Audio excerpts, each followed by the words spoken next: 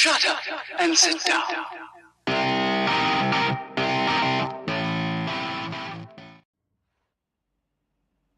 Some people would say that the scientific view is rather bleak and cold.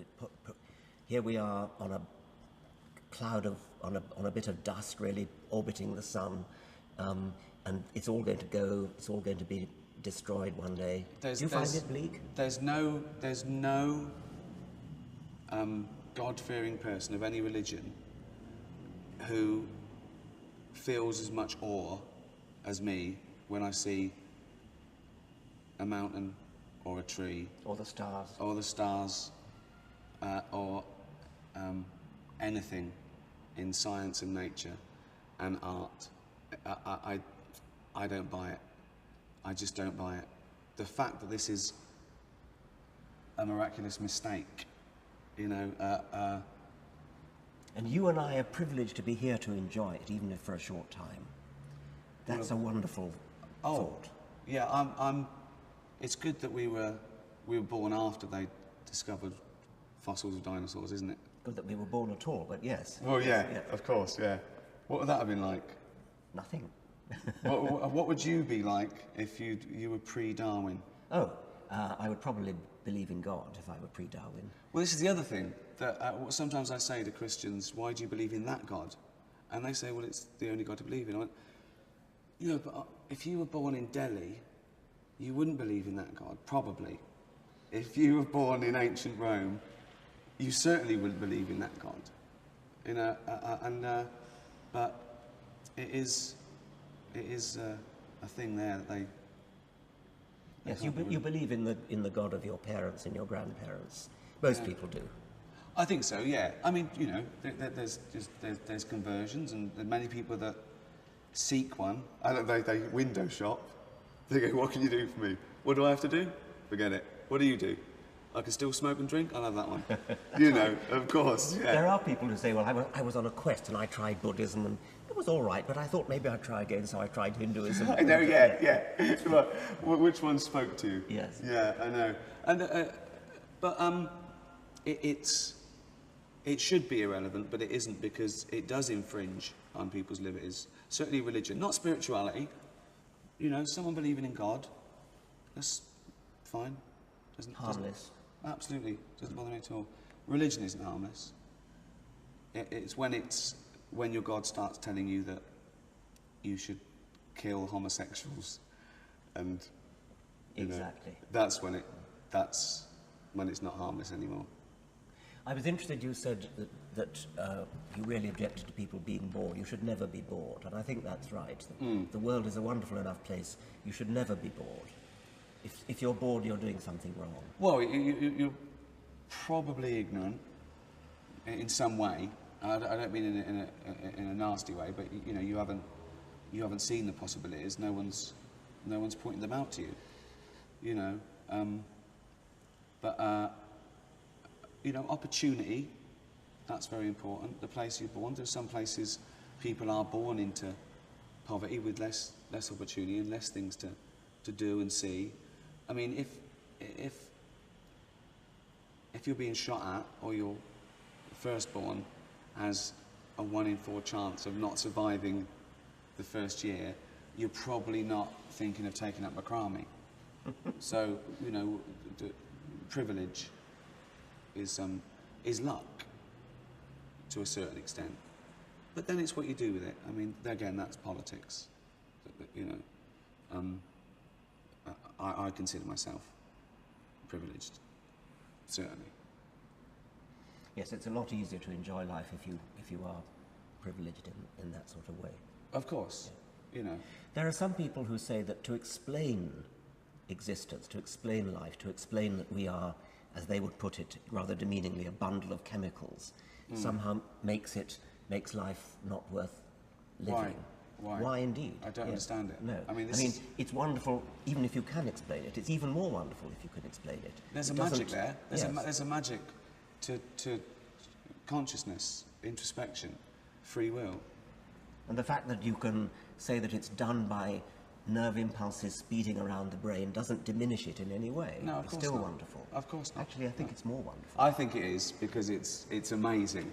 Yes. I mean, it's magic does it for you. Magic goes, it's magic. It's amazing that this conscious being, this thinking being that is me, and that thinking being that is you, is actually produced by millions of nerve impulses whizzing around inside our brain. I mean, that is a magical thought. It's great, isn't it? We're in each other's dream. Yes. And even if free will is an illusion, it makes no difference. It makes no difference to us. I feel as though I have free will, even if I don't. Of course. And you know, I'd say determinism is sound, but it's when they start making these leaps that then we can't be responsible for our own actions. Well, you've still got to lock someone up if they're going around murdering people to protect the innocent. Yes. It wasn't needed, the murder, Millard, it was my neurons, of course. My genes. Yeah, it doesn't work. Yeah. Well, there's obviously a little bit of that creeping into everything, responsibility, you know, being adult about things. But yeah, it doesn't change a thing. I feel that I make my own choices, and if I don't, I certainly feel like I'm choosing. So yeah, it's not even worth worrying about. But yeah, it's this thing that takes the art out of something, or the humanity, or the beauty. Why? Why does it? It's strange, and the way they think it's all too good, it's all too perfect. What do you mean? Yeah. Why? Yes. Why? You haven't seen the process, you know. There's a wonderful thing about Douglas Adams that goes against the intelligent design theory. It's a puddle. Oh, the puddle, yes. It's great, isn't it? Yeah. Well, you tell the story. I mean, Well, it's just that a puddle is pondering, and it says, I must have been designed because I fit this hole perfectly. Yes. Which is just beautiful. What a Yes. beautiful metaphor. Yes. For trying to explain evolution and everything.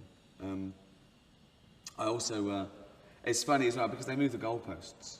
You cannot win an argument with someone who believes in God. Certainly, who believes in an interventionist God. It's impossible. Well, you've won in the sense that you've tried your best and you think you're right, and they're deluded, but they go away, you know, just as strong. You know I mean, their best argument, ironically, is that it's just faith. Pretty pathetic, really, isn't it? Well, it is pathetic, but they mustn't ever engage in logic. You know, it's like top trumps. They mustn't pick logic on their cards. They've got to go faith, 100%, and then you go, yeah, sorry, you win. You know, that's the only way they're going to win this top trumps. They've got to keep away. Some embrace science. Some say God started the Big Bang. He invented the Big Bang, and he let it all happen. It was programmed, but now he's not an interventionist God. And I say, well, so you believe in evolution? Yeah, but he did all that. He did that. Fine. But then he gave man free will. So then it's not his fault anymore. It's like there's evil, there's bad. He had to go with the flood, but he thought, I've tried once. Let him get on with it. I'm not, no. I'll be in the study, forget it. You know. And then I say, well, why do you pray then? Because it makes me feel good. So they sort of know. I think they sort of know, but they don't want to know. Because I think I did a film called The Invention of Lying, where there was a world where, an alternative universe where we'd evolved and no one could tell a lie. And I play a guy who comes along and he can lie for the first time. And his mum's dying and she's worried about entering a void of nothingness. And I realise I can lie. And I say, no, you're going to a place where you'll be young again and you'll run and jump and everyone gets a mansion. And it's overheard and it spreads and I've invented religion. Now, I sort of think that did play a big part in religion. You know, what's the point? I've seen people die, but they're looking down on me. They're still around. You know, that's human in a way. That's, you know, We don't want to think we're alone and we never see our loved ones again. Some you'd avoid. Pets aren't allowed. I know people that stopped believing in God because pets weren't allowed in heaven. Yeah. Well, what's up with the dog? No soul. No soul. Yeah, so it's a minefield, really, for them. And agnostics annoy me more. Oh yeah? Oh, this new trendy little linguistic piece of logic that since neither can know, you've got to be agnostic. Well, okay, that's fair enough, but do you, follow the same rules with fairies and Santa? No, you don't. Would you tell your kid that we don't know if Santa exists or not? No, you wouldn't, And which God don't you know exists? Which one? Which one don't you know about? Thor. Exactly, yeah. Well, I think, well, that's the other thing as well. I'm an atheist. I don't believe in about 2,700 gods. Christians don't believe in 2,699. Yes. So they're nearly as atheistic as me. Yes. That's right. As a percentage, they're right up there. Yes. They're very nearly an atheist. Yes. What if they said, well, I don't care which God it is, but I believe there's something unknowable, something... Well, some people do, and that just means I don't know, I'm not sure. Which, is fair enough. There's a start. I don't think you can... I wouldn't be smug with that sort of thing, because maybe they've never thought about it, or well, I would agree with that. They don't understand. I think the mistake comes in when you say, because I don't know, therefore the likelihood is 50-50, because well, of course. That doesn't have to be 50-50. There's lots we don't know, yeah. But we don't jump to conclusions. We don't know everything about the brain, but that's not to say that everything about the brain is unknowable. We rejoice in not knowing, not because we don't want to know, but because we've got something to work on. Absolutely. That's why people do puzzles. It comes back to hobbies. You do a puzzle because you don't know the answer yet. And scientists are doing puzzles trying to find out the answers to the nature of reality. Absolutely. Of course, that's all we're doing. Science just tries to understand the world a bit more for its own ends. And it's a wonderful process. It's fantastic. It's worth living for. Because it should enhance mankind. This ridiculous thing about science coming up with the atomic bomb.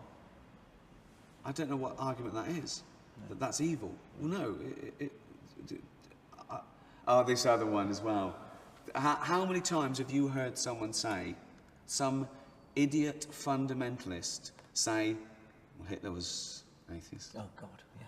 Well, it makes no difference. Yeah. There are good and bad atheists. Yes. There are good and bad people who believe in God. Yeah. But very few atheists kill in the name of atheism. Exactly. It's an irrelevance to me. I hate being labelled an atheist because it's not how I live my life. I don't live my life going around going, I'm an atheist, I'm an atheist. No, and exactly. There's billions of other aspects to my life, why I do things. It just, when God's brought into the equation, I don't take that on board. I don't do anything because of God's watching me, or because I feel God owns anything, or God's driving me. It's a strange word, and it's a strange label. It is. Hitler actually wasn't an atheist. No, I know, he was a Catholic, wasn't he? Yes. Stalin probably was an atheist, but neither of them did their good things or their bad things. Not they didn't. Of course not. Neither of them did their bad things because they believed or because they didn't believe in God. No, of course not. It was irrelevant. I remember. I think. What were you on? Were you on a show in America when someone said, "Well, Stalin and Hitler were both atheists," and I think you said, "Well, they both had moustaches as well." Yes. It's just as relevant. Yes. A totally irrelevant statistic. Yeah. Yeah, exactly. But they're clutching at straws. Yes. They're clutching at straws. They don't like atheists. No. I mean, we're at the top of the tree. We're white, middle-aged, Western men, but we blew it because we're atheists. So we're the most hated, oppressed people on the planet. You can't run for president if you're an atheist. Well, you can, but you won't get in. Oh, won't go, fine, yeah. yeah. That's cut. That's wrong. So we don't need God to be good. We don't need God to be good, and even if we did, we haven't got him. Quite right. So there's what no matters point. is what's true. Yeah. Yes. I didn't choose to live, but I love it. Me too. Thank you very, very much. My pleasure. Cheers. Our philosophy at New Scientist is this: science is interesting, and if you don't agree, you can fuck off.